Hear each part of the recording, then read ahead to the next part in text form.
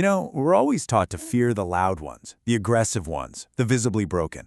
But history, and frankly, the darkest corners of human psychology, teach us something far more chilling. Today, we're diving into a truth that most people completely misunderstand. We're going to explore exactly why the gentlest, kindest souls among us eventually transform into the most formidable forces you will ever encounter. Think about the most guarded, untouchable person you actually know. Chances are, they were once the softest person in the room, the one who always listened without judgment, the one who forgave and forgave, until forgiveness basically became a reflex they couldn't turn off, until one day, they finally did. Because the most dangerous minds don't start out in the shadows.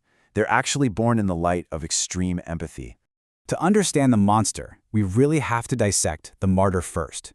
Back in the 1990s, neuroscientist Giacomo Rizzolatti uncovered the actual biology of empathy, what we call mirror neurons. In highly kind individuals, this neurological system is radically amplified. So they don't just understand your pain on an intellectual level, they literally, physically absorb it. When you hurt, their brain registers a neurological echo. It's fascinating, really.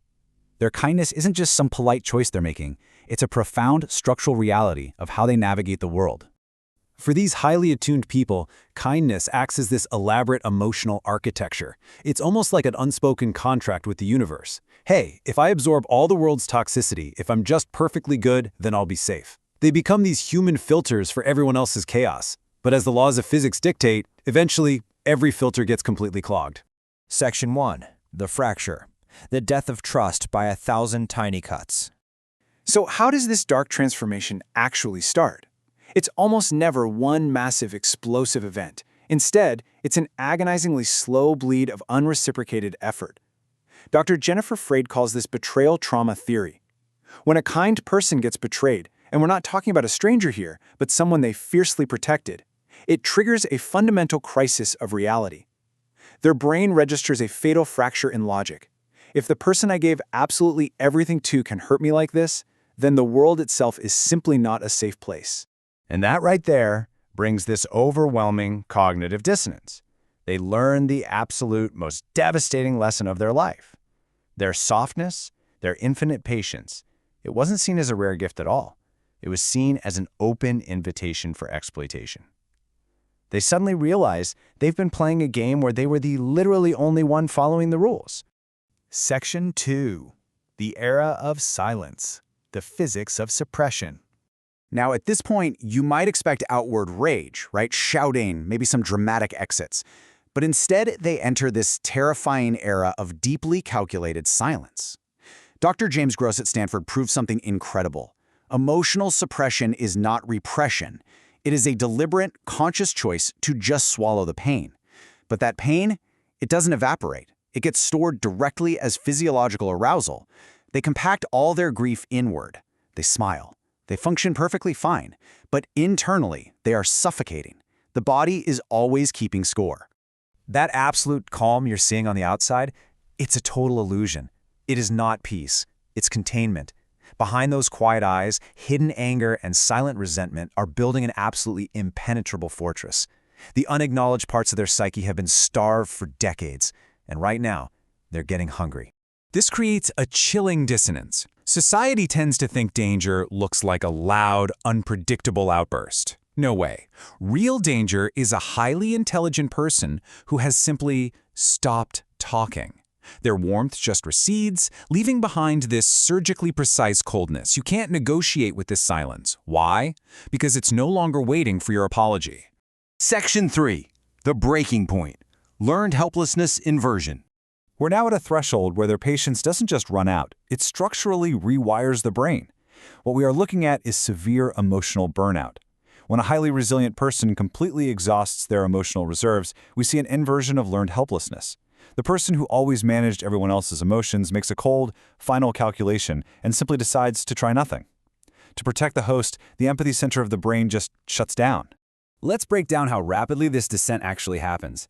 It shifts from unrestricted generosity straight into the agonizing dissonance of a one-sided relationship.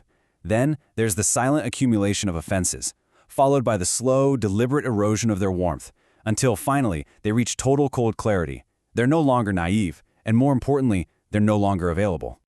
But here is the crucial thing you need to understand. Their empathy doesn't just vanish. At terrifyingly high emotional intelligence, it's still there. It simply switches functions. It transforms from a bridge meant to connect with you into a heavily guarded wall meant to keep you out. They used to use their ability to read a room to heal people. Now, they use it to dissect your manipulation before you even open your mouth. You'll know this psychological shift has happened when they just stop arguing. Think about it. A kind person who is still emotionally attached will fight with you because arguing means they still believe a better outcome is actually possible. When they stop, it means they literally no longer care if you understand them or not. And right after that, they stop explaining themselves. Explanations are a form of vulnerability, right? They require a desire to be known. When they are truly done, they completely revoke your access to their inner world. You're just left in the dark, dealing with a blank slate. But here is the absolute most devastating part. They stop saving you. They step out of the way. They just sit back and calmly observe your behavior under pressure, forcing you to face the very chaos you created yourself. They are never going to absorb the consequences of your actions again. Section 4. The dangerous transformation. Selective kindness. This is where we see their final, terrifying evolution. It's a complete paradigm shift. They stop being soft, and they become dangerously precise. Instead of absorbing your chaos, they coldly observe your patterns like a scientist in a lab. They stop reacting based on the expensive hope of who you could be, and they start operating purely on the hard proof of who you actually are. Boundaries are executed, no hesitation. They suddenly become totally unreachable, and it's because they've internalized 3 very dark truths. 1, attention is currency, and you are bankrupt. 2, access to them is earned, and your privileges have been permanently revoked. And 3, silence. Silence can be final. Those sudden "I've changed" apologies, the old guilt trips, the buttons you used to press, simply stop working. Now, if you're someone who is used to getting endless, free access to them, these new ironclad boundaries are going to feel like absolute cruelty. People will accuse this once kind person of becoming heartless, but it isn't cruelty at all. It is a shattered soul completing itself, literally filling its cracks with pieces of necessary darkness just to survive. They haven't become evil. They haven't lost their humanity. What they have become is intensely disciplined. They are applying their immense emotional intelligence with absolute surgical control to guard their newfound peace. They've integrated their shadow side, and the result is a person of formidable psychological power. You know, the world has a funny way of creating the exact monsters it fears. It mocks softness, it exploits kindness, and then it acts totally terrified when gentle people become emotionally cold. When the person who would have crossed oceans for you calmly decides to stand on the shore and watch you drown, you finally understand the devastating cost of taking a good heart for granted. Something to really reflect on.